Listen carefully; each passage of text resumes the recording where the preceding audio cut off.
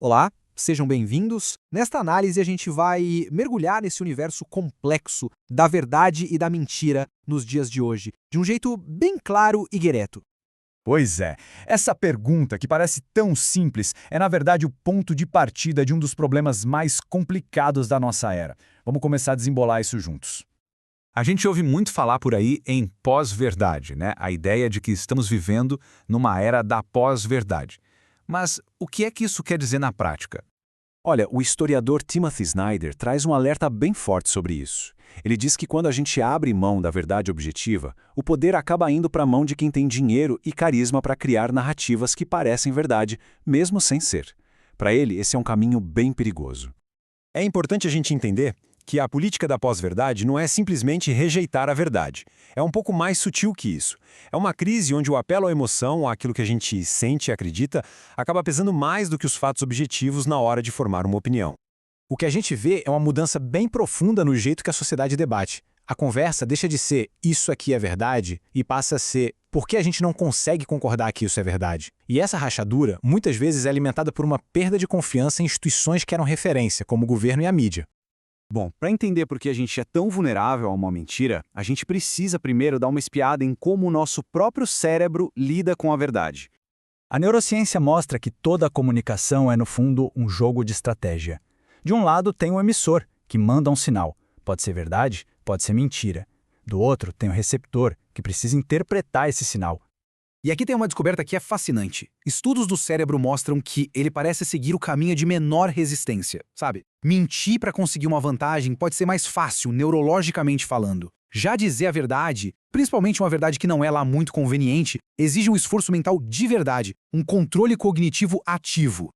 E, para complicar, nosso cérebro já vem com uma programação de fábrica, digamos assim, que nos faz preferir informações que batem com o que a gente já acredita.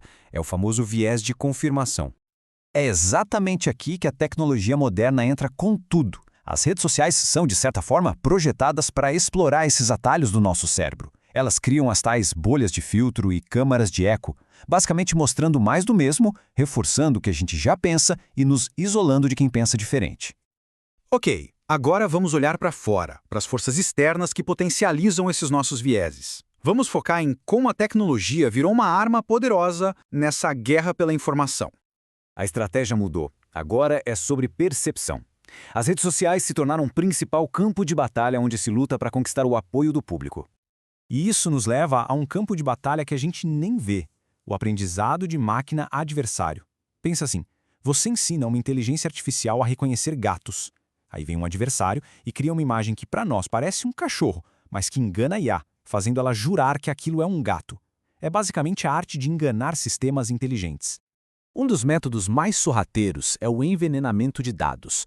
A analogia da receita de bolo é perfeita. Primeiro, o adversário escolhe um modelo de IA como alvo. Depois, ele cria dados maliciosos, que são o veneno. E por fim, ele injeta esses dados falsos no treinamento do modelo. O resultado? A IA aprende com informações erradas e começa a dar respostas todas tortas. Agora, o que é realmente impressionante aqui é a quantidade de defesas que estão sendo desenvolvidas. Isso dá uma noção do tamanho da batalha que está rolando nos bastidores da tecnologia. Essa mistura de psicologia humana com tecnologia usada como arma, bom, isso tem consequências bem sérias no mundo real, especialmente na política. Na política da pós-verdade, a repetição vira uma ferramenta poderosíssima. Uma afirmação, mesmo que já tenha sido desmentida por especialistas e pela imprensa, pode ganhar força só de ser repetida sem parar. A gente viu isso acontecer em campanhas políticas como a do Brexit, por exemplo. E o que acontece com quem tenta ir contra essas narrativas oficiais? Os denunciantes, os chamados whistleblowers, que expõem essas mentiras, muitas vezes pagam um preço bem alto. Isso mostra o quanto custa caro confrontar o poder. O problema é que a proteção para essas pessoas costuma ser muito frágil. As regras podem não ter força de lei, ou podem ser simplesmente ignoradas, ou até mudadas pelo próximo governo, o que deixa quem fala a verdade numa situação bem vulnerável. Então, com todos esses desafios na mesa, será que existe um jeito simples de separar o que é fato do que é ficção? Nem mesmo a ciência mais avançada, como os exames de ressonância magnética do cérebro, que muita gente propõe como um superdetector de mentiras, nem isso é uma solução mágica. Esses métodos têm falhas bem grandes.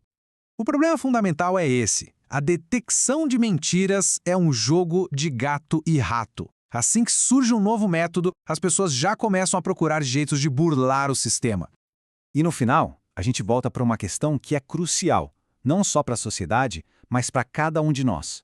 Em um mundo onde a informação é usada como arma e onde até nosso cérebro pode nos pregar peças, o que a gente precisa fazer para conseguir encontrar a verdade?